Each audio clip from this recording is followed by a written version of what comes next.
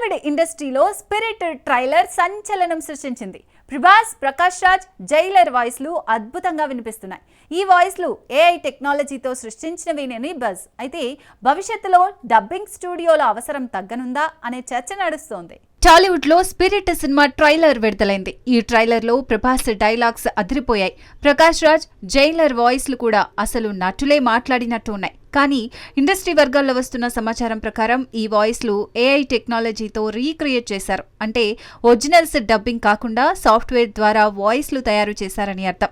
ఇలాంటి టెక్నాలజీ వల్ల నటులు గంటల తరబడి డబ్బింగ్ స్టూడియోల్లో కూర్చునే అవసరం తగ్గుతుంది. ఇప్పటికే హాలీవుడ్ లో ఈ టెక్నాలజీ విరివిగా ఉపయోగిస్తున్నారు. ఇప్పుడు టాలీవుడ్ లోకి ఎంట్రీ ఇచ్చింది. స్పిరిట్ టీమ్ ఈ టెక్నాలజీని ఎలా ఉపయోగించింది? ఇతర సినిమాలకు కూడా ఇది వర్తిస్తుందా? డబ్బింగ్ ఆర్టిస్టుల భవిష్యత్ ఏమిటి? ఈ టెక్నాలజీ వల్ల సినిమా నిర్మాణ ఖర్చు తగ్గుతుందా? ఇలాంటి ప్రశ్నలు ఇప్పుడు ఇండస్ట్రీలో చర్చనీయాంశంగా మారాయి. స్పిరిట్ ట్రైలర్ ఏఐ టెక్నాలజీకి ఉదాహరణగా నిలుస్తోంది.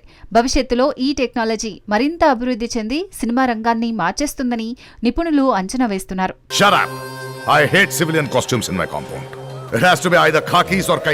ధృవ్ విక్రమ్ హీరోగా నటించిన బైసన్ తమిళంలో దీపావళి రిలీజ్ కాగా తెలుగులో ఈ రోజు విడుదలైంది.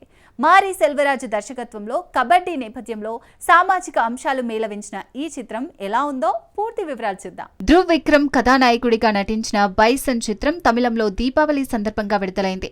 తెలుగులో ఈ రోజు థియేటర్లలోకి వచ్చింది. మారి సెల్వరాజు దర్శకత్వంలో రూపొందిన ఈ స్పోర్ట్స్ డ్రామా కబడ్డీ ఆటను నేపథ్యంగా తీసుకుని సామాజిక అన్యాయం, అణిచివేత వంటి అంశాలను చర్చిస్తుంది.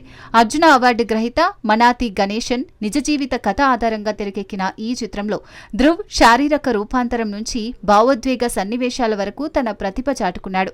పశుపతి తండ్రి పాత్రలో హృదయ విదారక నటన కనబరిచారు. లాల్, అమీర్, రజీషా విజయన్ తమ పాత్రల్లో మెప్పించారు. అనుపమా పరమేశ్వరన్ కు లిమిటెడ్ స్కోప్ ఉన్నా బాగా చేశారు.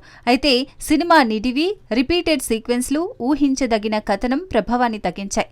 స్పోర్ట్స్ డ్రామాగా పూర్తిగా వర్కౌట్ కాలేదు.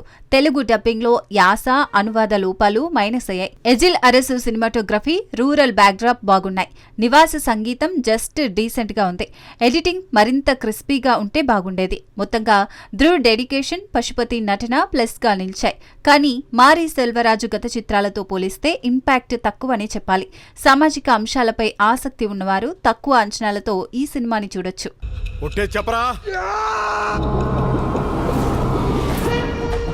రిషబ్ శెట్టి దర్శకత్వంలో వచ్చిన కాంతారా చాప్టర్ 1 సినిమా బాక్సాఫీస్ ను షేక్ చేస్తోంది.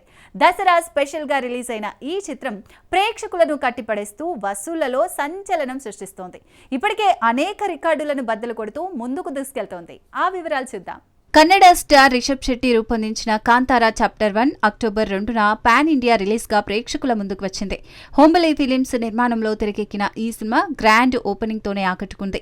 మొదటి రోజు నుంచి థియేటర్లలో హౌస్ఫుల్ బోర్డులు కనిపిస్తున్నాయి. రుక్మిణి వసంత్ హీరోయిన్ గా నటించిన ఈ చిత్రం కథ, సాంకేతికత, నటనతో అందరినీ ఆకట్టుకుంది.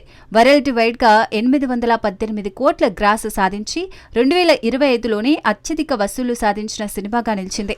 ఇది బాలీవుడ్ చిత్రం చావా రికార్డును అధిగమించింది. ఈ విజయంతో హోంబలే ఫిలిమ్స్ మరోసారి తమ బ్రాండ్ ను నిరూపించుకుంది. రిషబ్ శెట్టి దర్శకుడిగా, నటుడిగా రాణిస్తూ కన్నడ సినిమాను జాతీయ స్థాయికి తీసుకెళ్లాడు. ఈ సినిమా విజయం ఇండస్ట్రీలో కొత్త చర్చను రేకెత్తిస్తోంది.